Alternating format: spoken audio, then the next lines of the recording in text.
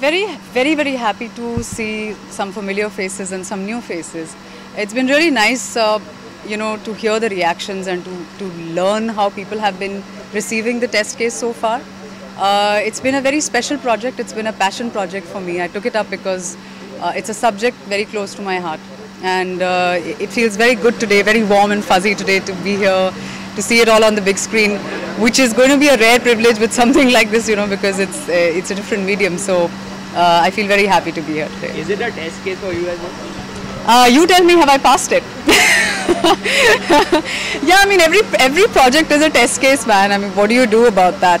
That's a feeling you feel about everything, about every project we do.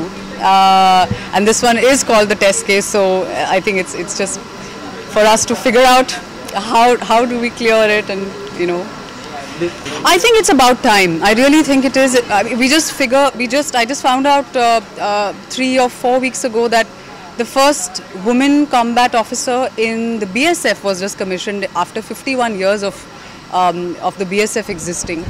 She's a young girl from Bikaner, and I really got teary-eyed reading that, and I felt so proud looking at her pictures in the parade and leading the parade, and she was getting honored by I think by the Home Minister himself, and it's just a matter of time before this becomes something that is not a surprise for us. I feel that it's just a matter of time, and I feel very, very privileged that I'm playing a part which hopefully should set a precedent. I think it's just a conditioning we are all brought up with, and everybody feels a little bit intimidated for a woman to be a part of something rough and difficult and physically challenging.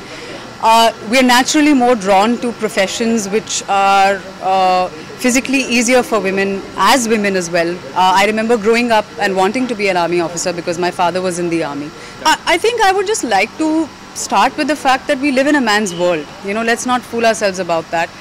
It's a world where the male population is more dominant than the female population. So we're anyway starting at a slightly before the starting line. So if we know that this is a reality we have to tackle, then all we need to do is, as women, empower ourselves with education, with making sure that we get the opportunities that we deserve based on our capability. I also want to say that it's not necessary that every woman who I think every man and woman should be dealt with equality when it comes to a job, and that does not mean that a woman should get special privileges just because she's a woman, or a man should be considered over a woman because he's a man. I think it's a skill set that we should look at for every job, anywhere. Capability is what is, I think, what ranks before being a man or a woman. So sexism, as far as sexism is concerned, the way to eradicate that is to not acknowledge it, and to make sure that nothing stops you from achieving your dreams as a woman.